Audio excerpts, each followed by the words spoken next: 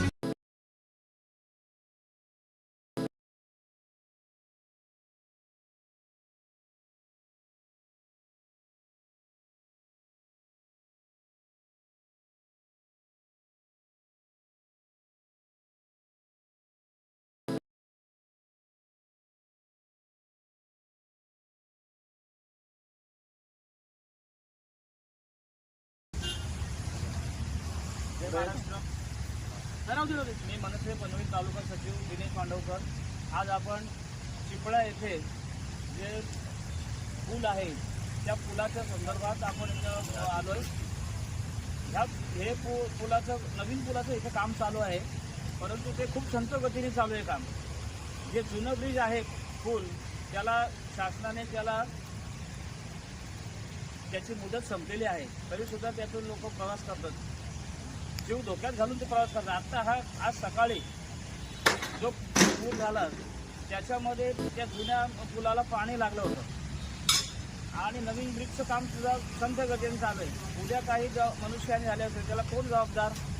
तरी ह्या शासनाला ह्या मार्गात मी विनंती करतो की नवीन पुलाचं काम लवकरात लवकर संपवावं आणि तो जनतेसाठी खुला करावा. नवीन जो जुना पूल आहे तो कधीही पडण्याच्या ह्याच्यात आहे, कुठंही नुकसान होऊ नये यासाठी शासनाने गांभीर्याने ही दखल घ्यावी. जय हिंद, जय महाराष्ट्र. नमस्कार, जय महाराष्ट्र. मी अमोल पाटील, तालुका सचिव मनसे. तर आज आपण इथे चिपळा ब्रिजवरती आलेलो आहे. झालेली दुरवस्था पाहून असं वाटतं की या ब्रिजला खूप धोका आहे.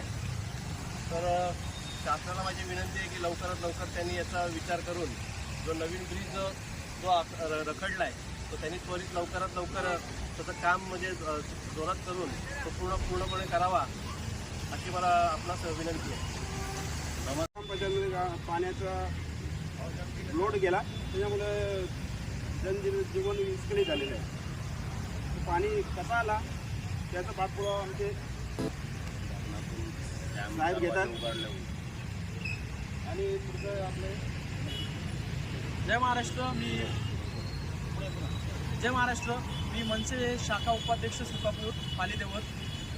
तुम्ही बघताच की काल रात्री झालेल्या पावसामुळे, मुसळधार पावसामुळे अशी थोड्याशा 5 ते 6 तासाच्या पावसामुळे अशी दुरावस्था झालेली आहे की अर्ध्या लोकांचे सुकापूर असतील, देवत असेल, चिपळे, इतर आजूबाजूचे नदी ठिकाणचे आजूबाजूचे काही गावं हे अख्खेच्या अख्खे बुडालेले आहेत. काही लोकांना त्रास झालेला आहे.